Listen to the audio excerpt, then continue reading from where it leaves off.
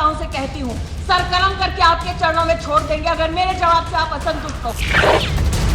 अगर आप मेरा जवाब चाहती हैं तो मैं जवाब देने को तैयार हूँ। नमस्कार, मी प्रसन्न जोशी. लक्षवेधीमध्ये आपल्या सगळ्यांचं स्वागत. स्मृती इराणी यांनी संसदेमध्ये ज्या प्रकारे भाषण केलेले, जोरदार भाषण केलेलं आहे, त्याच्यामुळे देशभरात खळबळ माजलेली आहे. विरोधकांची जणू तोंड गप्प झाली असे मेसेजेस फिरतायत. इतकंच नाही तर जे भाजपच्या बाजूने विचार करणारे त्यांना वाटतं की बरं झालं बोलती बंद झाली डाव्यांची आणि काँग्रेसची. दुसरीकडे डावे आणि काँग्रेस आणि या सगळ्या गटाला वाटतंय की मिनिस्टर भी कभी एक्टर थी अशी आठवण झाली की काय स्मृती इराणींना, आणि त्यांना संसद म्हणजे स्टुडिओ वाटला की काय. आणि सास भी कभी बहू थी मधल्या स्मृती इराणींना अचानक जाग आली की काय. अशा प्रकारे त्यांनी डायलॉग डिलिव्हरी केली. ऍक्टिंगचा मसालेदार तडका आणि त्याच्या जोडीला माझं म्हणणं पटलं नाही तो सर कलम करके आपके चरणों में रख दूंगी अशा प्रकारच्या थाटातले डायलॉग्स. आणि यामुळे रंगलेलं आपलं संसदेचं सगळं सत्र. यामुळे प्रश्न उपस्थित झालेला आहे की स्मृती इराणींचं भाषण आणि त्यातले मुद्दे हे वास्तव आहे का केवळ अभिनिवेश आहे, केवळ ड्रामा आहे, ऍक्टिंग आहे, त्याची खरंच गरज आहे का. अशा प्रकारची भाषा संसदेच्या, ज्याला ऑगस्ट हाऊस म्हणतात, अशा पवित्र मंचावरती अशी भाषा त्याचं प्रयोजन आहे का. सगळ्या बाजूने आपण बोलणार आहोत. आपल्यासोबत मान्यवर नेहमीप्रमाणेच आहेत. त्यांच्याकडे जाण्यापूर्वी कोणत्या नोटवरती, कोणत्या मुद्द्यांसह ही चर्चा पुढे जाणार आहे पाहूयात ग्राफिक्सच्या माध्यमातून.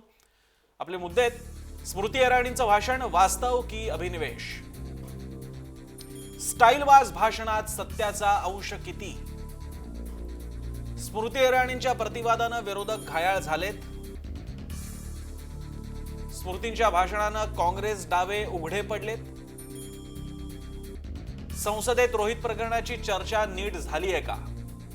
या सगळ्या प्रश्नांचा आपण बोलणार आहोत. आणि याबद्दल आपले काहीही मत, आपला मत असेल, आपलं काही याबद्दलचं म्हणणं असेल तर आमच्या ट्विटर हँडलवरती @जयमहाराष्ट्रN वरती जाऊन तुमचं मत नोंदवा.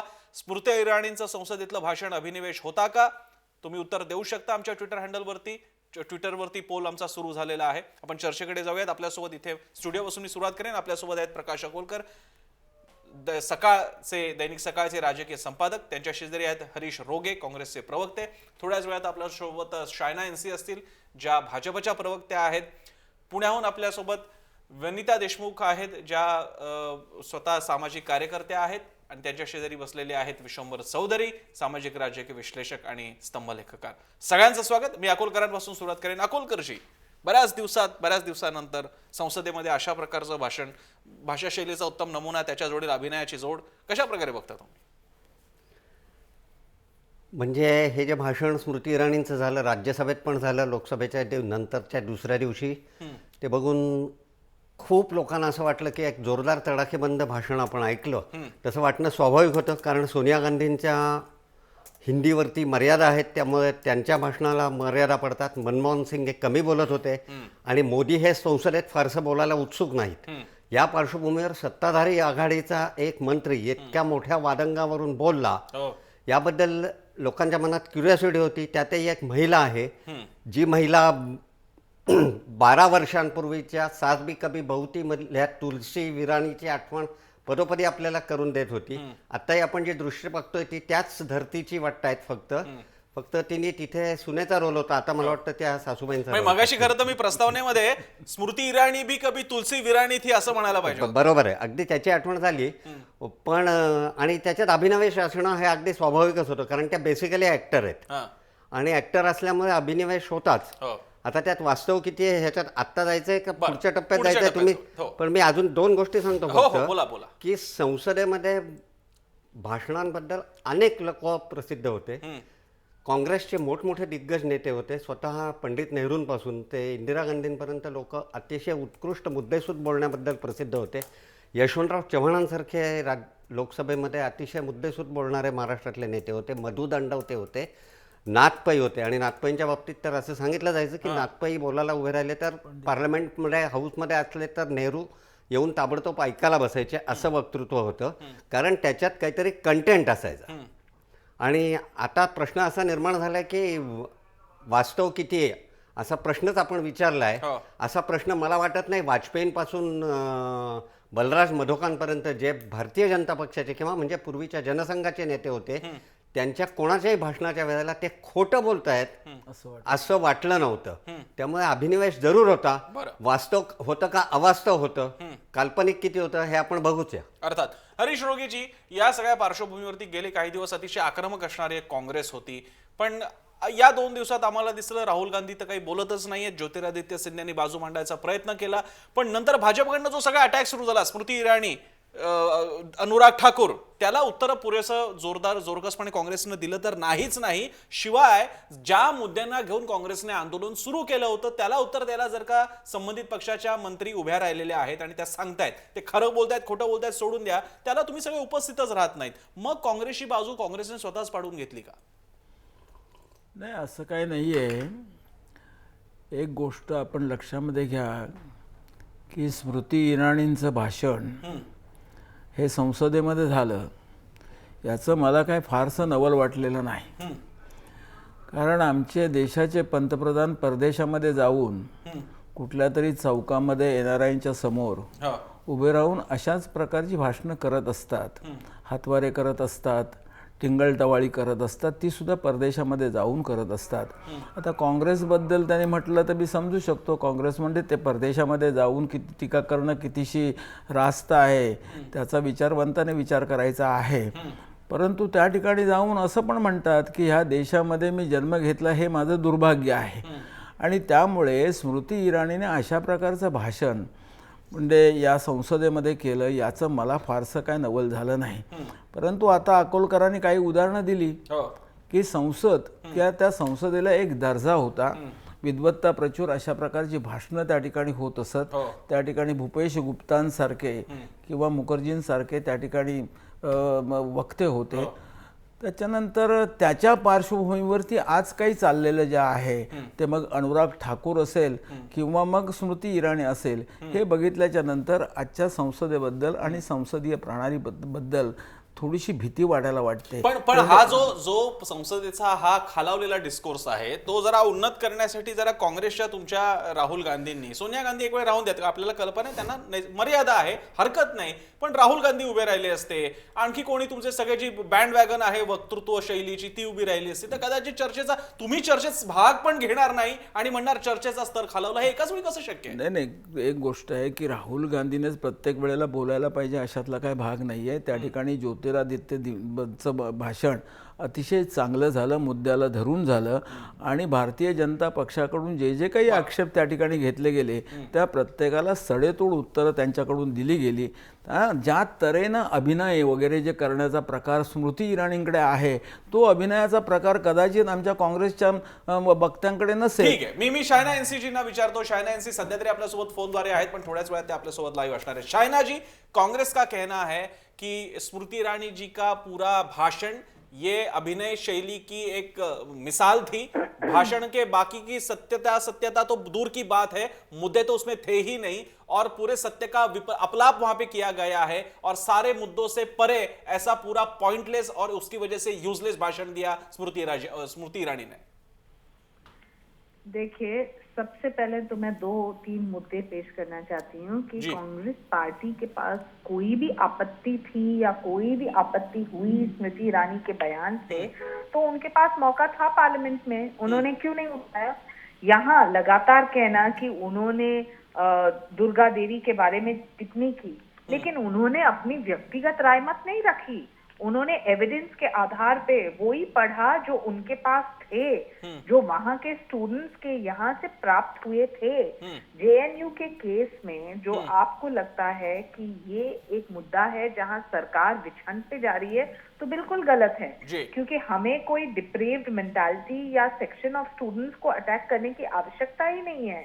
हमने सिर्फ जो बयान ऐसे कहे जा रहे थे कि HRD मिनिस्ट्री ने जो सैटेनाइजेशन किया उनके प्रति उन्होंने पूरे क्लैरिफिकेशन दिए सबूत के साथ. जब उन्होंने कहा कि वो एक प्रैक्टिसिंग हिंदू है, वो दुर्गा माता को खुद वर्शिप करती है, वहां उन्होंने कहा कि मुझे जो दर्द हुआ जब फ्रीडम ऑफ स्पीच की आप बात करते हैं तो ऐसे पॉलिटिकल एंटिटीज आपको ये रिस्पेक्टेबिलिटी कैसे दे सकती है? आप मुझे बताइए. लेकिन शायना जी, जिस दुर्गा माता की डिफेमेशन के बारे में बात चल रही है, जो दुर्गा माता ने जिस राक्षस का वध किया था महिषासुर, उसी महिषासुर के एक प्रोग्राम में जो कि JNU में हुआ था, भाजपा के ही एक नेता गए थे, उसका क्या करेंगे आप?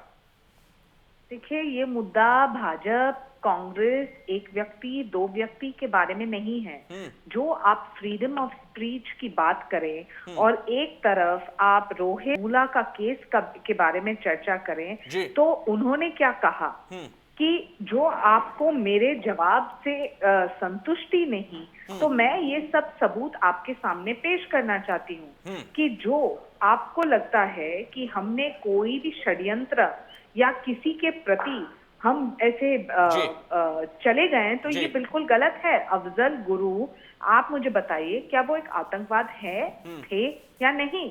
जो पार्लियामेंट के ऊपर एक अटैक हुआ और वहां एंटी इंडिया स्लोगन्स चल रहे थे, तो ये कहां से आया? ठीक है, मैं ये सवाल पूछूंगा शाहना जी, मैं शाहना जी आपका सवाल पूछूंगा कांग्रेस को। उसके पहले मैं मेरी इच्छा है कि आप हमारे साथ लाइव जुड़े, उसके लिए तो कोशिश भी चल रही है हमारे यहाँ पे। मैं थोड़ी सा आपको यहाँ पे आपके लिए यहाँ पे छोटा सा ब्रेक ले रहा हूँ। मी पुण्याला जातोय, पुण्याला आपल्यासोबत विश्वमरजी आणि विनीता देशमुख आहेत। विनीता जी, स्मृती इराणींचं भाषण, त्यांचा सगळ्या विरोधकांवरती असणारा अटॅक कडे तुम्ही कसं पाहता? मला पहिल्यांदा हे म्हणायचं आहे की भाजप जेव्हा गव्हर्नमेंटमध्ये आलं तेव्हा मी टीका केलेले आहेत आणि मुख्य म्हणजे त्यांचं जे OROPचं हँडलिंग आहे ते पण अत्यंत दुर्दैवी आहे। त्यामुळे मी बीजेपी संघी किंवा अशी काही नाहीये, परंतु स्मृती इराणींनी जे आर्ग्युमेंट केली तर त्यांनी एव्हिडन्सच्या मार्फत त्यांनी केली। आपण माहितीच्या अधिकाराखाली जे डॉक्युमेंट्स आपल्याला मिळतात गव्हर्नमेंट ऑफिसेस कडून ते सत्य असतं। त्याचप्रमाणे त्यांनी ते सर्टिफाईड कॉपीज पोलीस कडून किंवा युनिव्हर्सिटी कडून घेऊन त्यांनी आर्ग्युमेंट केली। आता इतके वर्ष मनमोहन सिंग गव्हर्नमेंट मध्ये इतकं सायलेन्स होतं की ओरेटरीचा दुष्काळ होता। पहिल्यांदा इतक्या वर्षानंतर स्मृती इराणींनी एव्हिडन्स सकट रिपोर्टच्या सहाय्याने त्यांनी जे आर्ग्युमेंट केलं आणि त्यांना ह्याच प्रकारे करायलाच पाहिजे होतं, कारण सगळे ऑपोजिशन पार्टीज अगदी राहुल गांधी पासून अरविंद केजरीवाल पासून सगळे ते मुलांच्या वेळेस जात होते आणि गव्हर्नमेंट की आपण उत्तर देऊ। समजा स्मृती इराणींनी फक्त भाषण केलं असतं तर मी म्हटलं असतं की ती ऍक्ट्रेस आहे फक्त, पण त्यांनी ज्या प्रकारे पत्रकार जसा करतो म्हणजे सगळे डॉक्युमेंट्स हाती घेऊन त्यांनी जी आर्ग्युमेंट केली, तर मला मी त्यांना सॅल्यूट करायला मी सॅल्यूट करतेय त्यांना। आणि अशी आर्ग्युमेंट्स एव्हिडन्सच्या सकट सगळ्या पार्टीजनी येऊन मेंबर्स ऑफ पार्लिमेंटनी असंच त्याचा दर्जा वाढवला पाहिजे। बरं, विश्वमर चौधरींची प्रतिक्रिया घेऊन मला कल्पना आहे प्रकाश अकोलकरांना यामध्ये हस्तक्षेप करायचा आहे, मुद्दा मांडायचा आहे। त्यापूर्वी विश्वमरजी बोला। असं आहे की वक्तृत्वाच्या प्रामाणिकतेला कर्तृत्वाच्या प्रामाणिकतेची जर जोड असली तरच ते वक्तृत्व हे खरं म्हणजे लोकांना अपील व्हायला पाहिजे। परंतु असं झालेलं नाही। कालपासून ज्या फेसबुक आणि ट्विटरच्या प्रतिक्रिया पाहिल्यानंतर मला फक्त कार्लाइलचं वाक्य आठवलं की खुच्या माणसांच्या सावल्या जेव्हा लांब पडायला लागतात तेव्हा सूर्यास्त जवळ आला असं समजायला हरकत नाही। एक तर मला असं वाटतं की फेसबुक आणि ट्विटरवर आज असलेली पिढी त्यांनी पार्लमेंटरीनच पाहिलं नाही। म्हणजे प्रसन्न अगदी भाषणाकडे जाण्यापूर्वी दोन गोष्टी की आजकाल पार्लमेंटमध्ये हे एकमेकांकडे बोट करून जे बोलणं चाललंय ते मला फार खटकतं की पार्लमेंटची प्रथा नाही एकमेकांच्यावर बोटं दाखवणं आणि तसं बोलवणं। आणि नंबर 2, तुम्ही अध्यक्षांना संबोधित केलं पाहिजे, तुम्ही एकमेकांशी बोलू नका की आप मध्ये म्हणजे ह्या काही काय भाषा आहे, ही कोणती पार्लमेंट आहे असं ते वाटायला लागलं। पण तो भाग आपण सोडून द्या, आता ते सगळंच तसं झालं तर आपल्याला ते मान्य करून पुढे गेलं पाहिजे। स्मृती इराणींची लाईन काय होती, पहिल्या 10-12 मिनिटांमध्ये त्यांनी फक्त मी कसं सगळ्यांना उत्तर दिलं हे आलं। मला गंमत वाटली की तुम्ही सरकारमध्ये बसला, तुम्ही मंत्री आहात, लोकांना उत्तर देता काय उपकार करता का तुम्ही जे काही काम करता ते तुमचं मंत्री म्हणून काम आहे, त्याचं तुम्ही या खासदारांनी पत्र लिहिलं मग मी असं केलं त्या खासदारांनी, हे तुमचं कर्तव्य नंबर 1। दुसरी लाईन अशी होती की हे बच्चा आहे आणि मी एक आई आहे वगैरे, या लाईनची ती होती। मला याच्यामध्ये हास्यास्पद म्हणजे अप्रामाणिकपणाचा कळस असा वाटला की तुमची ममता 1 महिन्यानी जागी झाली का? त्यावेळेला तुम्ही रोहितला बच्चा नव्हता म्हणला, आज तुम्ही 1 महिन्यांनी राजकीय सोय, चर्चेची सोय म्हणून तुमच्यातली मातृत्व जागा झालं। मला असं वाटतं की मंत्री असताना तुम्ही न स्त्री असता, न दलित असता, न मुस्लिम असता, न हिंदू असता, तुम्ही तेव्हा भारताचे मंत्री असता आणि त्यामुळे ते मंत्र्याचं उत्तर नव्हतं, मला वाटतं की ते इमोशनल स्त्रीचं एका उत्तर होतं असं मला वाटतं, जी भावूक झाली असते तिचं असं मला वाटतं। नंबर 3, आजच्या रोहित वेमुलाच्या प्रेस कॉन्फरन्स कॉन्फरन्स नंतर आज त्याच्या परिवाराने जी काही प्रेस कॉन्फरन्स घेतली त्यानंतर अनेक गोष्टी समोर आलेल्या आहेत. म्हणजे भारतीय जनता पक्षाची ही स्टाईल राहिलेली आहे की अत्यंत खुबीने ते सांगू शकतात, म्हणजे की आपल्याला ते माहिती आता त्याच्यावरती चर्चा करण्यात मी वेळ घालवणार नाही. पण मुद्दा असा आहे की त्यांनी जे जे सांगितलं, आज मी रोहित वेमुलाच्या फॅमिलीची पत्रकार परिषद पाहिली, त्यांनी जवळपास सगळे मुद्दे खोडून काढलेले आहेत. मुद्दा असा आहे की तुम्ही जे डॉक्युमेंटरी एव्हिडन्स करताय, तुम्ही संसदेत देताय, तुम्ही बाहेर वर्तमानपत्राला देत नाहीये. ते एक वेळ क्षम्य आहे, मंत्र्यांना ते क्षम्य नाही, पण ते एक वेळ क्षम्य आहे. पण तुम्ही संसदेमध्ये सभागृहात असा डेटा मांडता जो चॅलेंज होतोय दुसऱ्या दिवशी, आणि ती फॅमिली म्हणते की हे खोटं आहे. बघा, प्रेत किती वाजूपासून कितीपर्यंत होतं ही माहिती खोटी असं असते सांगतात सगळे पोलीस रिपोर्ट आंध्रातले तेच सांगतात. तेव्हा एक सरकार, राज्य सरकार आहे ज्याचा रिपोर्ट तुमच्याशी जुळत नाही. तुम्ही याच्यावरती कुठेही स्टेटमेंट संसदेच्या आधी का रोहित वेमुला हे प्रकरण काय फक्त संसद सुरू झाल्यावरच करायचंय का?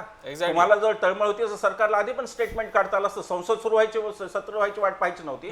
तेव्हा मला असं वाटतं की संपूर्ण पॉलिटिसाइज, परंतु अभिनयाने अतिशय युक्त. म्हणजे दोन भाग असतात, एक भाषणाचा, एक म्हणजे आशय असतो, दुसरी अभिव्यक्ती असते, ज्याला कंटेंट आणि एक्सप्रेशन म्हणतात. तर त्यातली अभिव्यक्ती पुरेपूर होती, कंटेंट अजिबात नव्हता, पण अभिव्यक्ती आणि एक्सप्रेशन मात्र पुरेपूर होतं की त्या स्टाईल सगळ्या होत्या.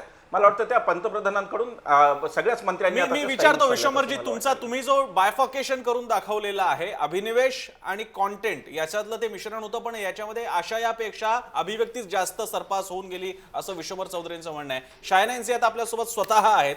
शायना जी, यही सवाल पूछा जा रहा है पिछले कुछ दिनों से कि हालांकि ये बात ठीक है कि भाई स्मृति ईरानी बहुत ही अच्छी एक्ट्रेस है, सीरियल की, सोप ओपेरा की एक्ट्रेस है, ऐसा मैं स्पेसिफिकली कहना चाहूंगा, लेकिन फिर भी ऐसी भाषा का उपयोग करना कि मैं मेरा मस्तक कलम करके आपके चरणों में रख दूंगी. आप संसद के ऑगस्ट हाउस में बात कर रही हो और आप इस ऐसे शब्दों का वहां पे प्रचार कर रही हो, प्रयोग कर रही हो, जो कि आप किसी सीरियल में कर सकती हो. क्या ये ठीक था? क्या ये संसद के गरिमा को ऊपर लेने जाने वाली बात थी?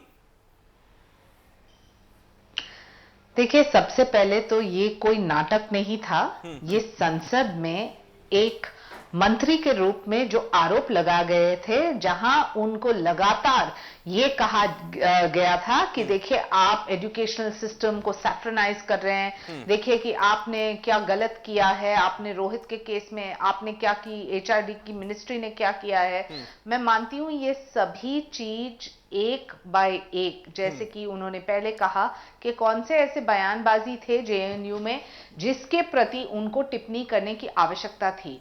ये सिर्फ भारत के विरोध में नहीं थे डायलॉग्स, उन्होंने बयान के साथ, सबूत के साथ, नोटिफाइड कॉपीज के साथ वहां पेश किया कि ये एंटी इंडिया स्लोगनिज्म था, ये कोई विछंट नहीं था सरकार की दृष्टि से. और लगातार उनका एक ही कहना था कि जो आप अफजल गुरु जैसे आतंकवादी को युवा वर्ग समर्थन कर रही है, और एक आध व्यक्ति नहीं, जहां उन्होंने जो टिप्पणी बयानबाजी की, कौन था, कौन से दल में या कौन से विचारधारा से, हमें उससे आपत्ति नहीं है.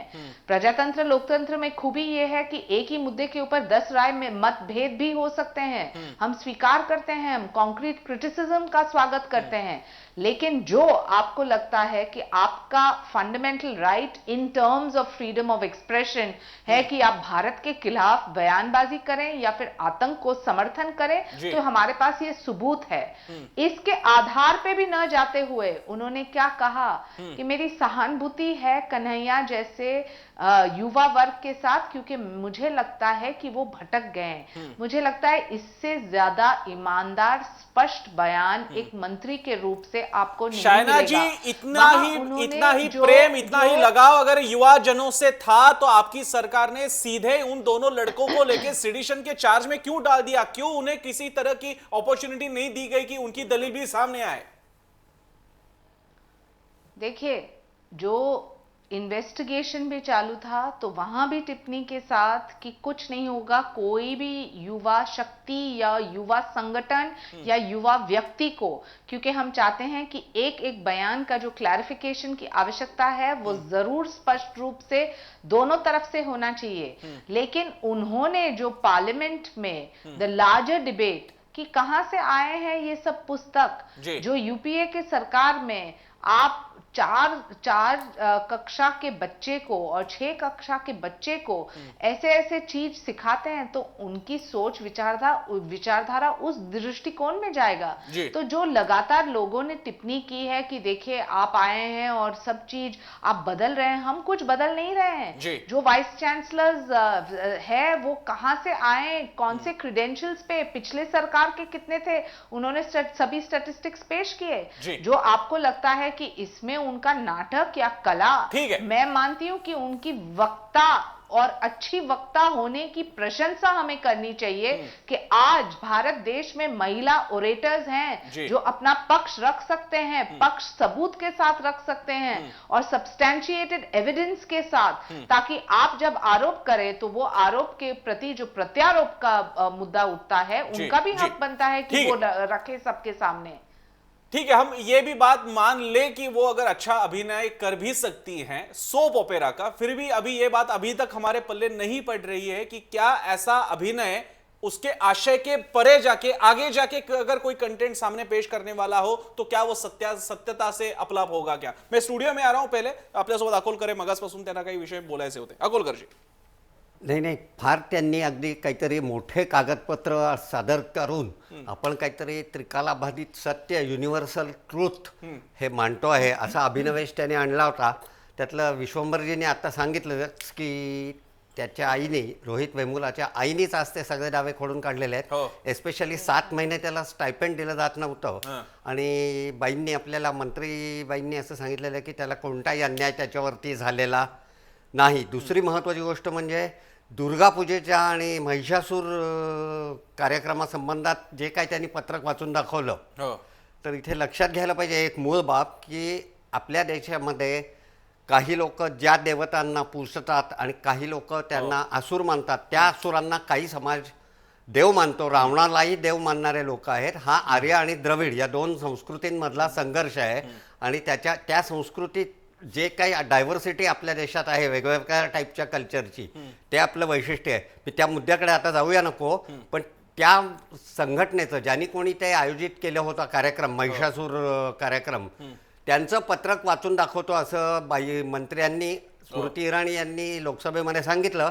अनिल कुमार नावाचा स्टुडंट त्या कार्यक्रमाचा संयोजक होता, JNUचा स्टुडंट, त्यांनी टोटल डिनाय केलेलं आहे की जे पत्रक स्मृती इराणी यांनी वाचून दाखवलं ते आमचं पत्रक नव्हतं, त्यांनी कुठून काय वाचून दाखवलं ते मला माहिती नाही। एक, आणि दुसरी गोष्ट म्हणजे स्मृती इराणी यांनी असं सांगितलं होतं की रोहित वेमुलाच्या हत्येनंतर किंवा आत्महत्येनंतर, तेही अजून खरं म्हणजे ठरायचं आहे, तिथे पोलीस गेले नाहीत आणि तिथे डॉक्टर गेले नाहीत, तर आज JNU नाही, हैदराबाद युनिव्हर्सिटीमधल्याच आरोग्य विभागातील एक डॉक्टर राजश्री, त्यांनी ते खोडून काढलेलं आहे आणि त्यांनी सांगितलं की 15 ते 20 मिनिटाच्या आत मी तिथे पोहोचलेले आहे आणि ज्या स्टुडंटने फोन करून त्या डॉक्टरांना बोलावलं त्या स्टुडंटने पण त्याचं स्टेटमेंट दिलेलं आहे। याच्यानंतरही हे सर्व त्या जे बोलले आहे जे सत्य आहे असं जर मानायचं असेल तर मग ज्यांना मानायचं आहे ते अवश्य मानू शकतात।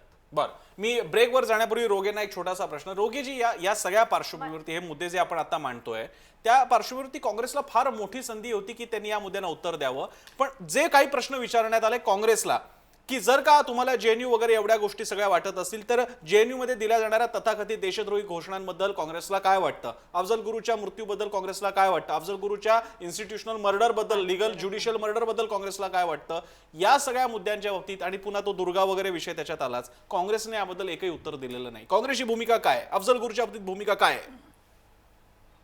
अफजल गुरुला फाशी देण्याचं काम जे आहे ते त्यावेळेला तत्कालीन काँग्रेस सरकार सत्तेमध्ये असतानाच झालेलं आहे। आता या ठिकाणी जे JNU मध्ये जे काही घडलं, आता तिथे जो संघर्ष होता तो अखिल भारतीय विद्यार्थी परिषद आणि इतर संघटना अशा प्रकारचा होता आणि सातत्याने तो संघर्ष त्या ठिकाणी चालू होता। आता काही जे व्हिडिओ दाखवले गेलेले आहेत त्याच्याबद्दल सुद्धा लोकांना शंका आहे, माध्यमांच्या मध्ये सुद्धा शंका आहे, त्याच्यामध्ये स्पष्ट चेहरे कोणाचे दिसत नाहीत। आणि जर मी म्हटलं की अनेक वर्षांपासून त्या ठिकाणी अखिल भारतीय विद्यार्थी परिषद ही त्या ठिकाणी प्राबल्य निर्माण करण्याचा प्रयत्न करत होतं, ते त्यांना शक्य झालं नाही। त्या ठिकाणी साधारणपणे डाव्या विचाराची जी मंडळी विद्यार्थी होते त्यांचं त्या ठिकाणी प्राबल्य होतं आणि कोणत्याही परिस्थितीमध्ये ते प्राबल्य हे अखिल भारतीय विद्यार्थी परिषदेना मोडून काढायचं होतं, ते मोडून काढता आलं नाही आणि आज त्यांचं योगायोगाने आज त्यांचं सरकार रोगीजी, आलेलं आहे. माझा प्रश्न आणि पॉइंटेड होता. माझा प्रश्न असा होता, JNU मध्ये अफजल गुरुच्या समर्थनार्थ रॅली निघाली का? तर ती निघाली, ती कोणी डिनाय करत नाहीये, त्या उमर खालिदने पण मान्य केलेली आहे. कम्युनिस्ट त्या सगळ्या डाव्या चळवळीतल्या लोकांचं तिथल्या JNUतल्या काश्मीरचं सेपरेशन, त्याचा स्वयंनिर्णयाचा हक्क आणि अफजल गुरुचं सो कॉल ज्युडिशियल किलिंग याबद्दल काही वेगळं मत आहे का? तर ते आहे.